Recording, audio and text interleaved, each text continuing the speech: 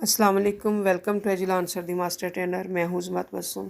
जैसा कि आपको पता है कि हमने कुरान पाक की सूरतों की फ़जीलत के बारे में बात करनी शुरू की है, तो आज की हमारी सूरत है सूरत बकरा।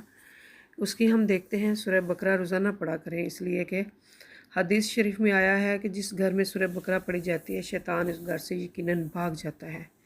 एक और हदीस में आया है, सूरत बकरा को पढ़ा करो, उसको हासिल करना पढ़ना बरकत का मूजब है और उसको छोड़ बैठना हसरत का बायस है, और नकारा लोगों को ही इसके पढ़ने की कुदरत नहीं होती।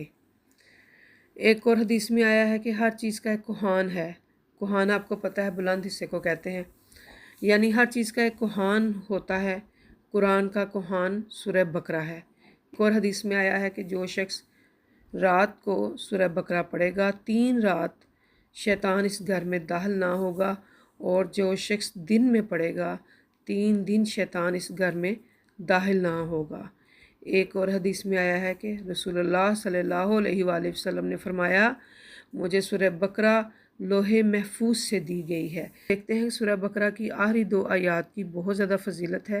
बकरा की आखिरी 2 आयात अमन रसूल से आहर तक रात में सोते वक्त पढ़ा करें, इसलिए कि हदीस शरीफ में आया है कि सूरह बकरा की ये 2 आयात अमन रसूल से आहर तक जिस घर में पढ़ी जाएँ, 3 दिन तक शैतान इस घर के पास भी नहीं आता।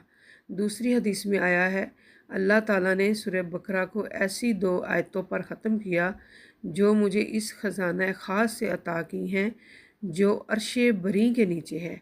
लिहाजा तुम खुद भी इन्हें सीखो और औरतों और बच्चों को भी सिखाओ, ये कि वो समाने रहमत हैं और कुरान हैं और दुआए अजीम हैं।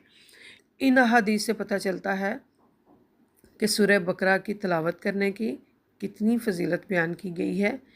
आपको हमारा लेक्चर पसंद आया, अपने दोस्तों के साथ शेयर कीजिए, लाइक कीजिए, और हम सबको ये कोशिश करनी चाहिए कि हम अपनी ज़िंदगियों में सूरह बकरा को शामिल करें, और ख़ास तौर पर इसकी आखिरी 2 आयात को।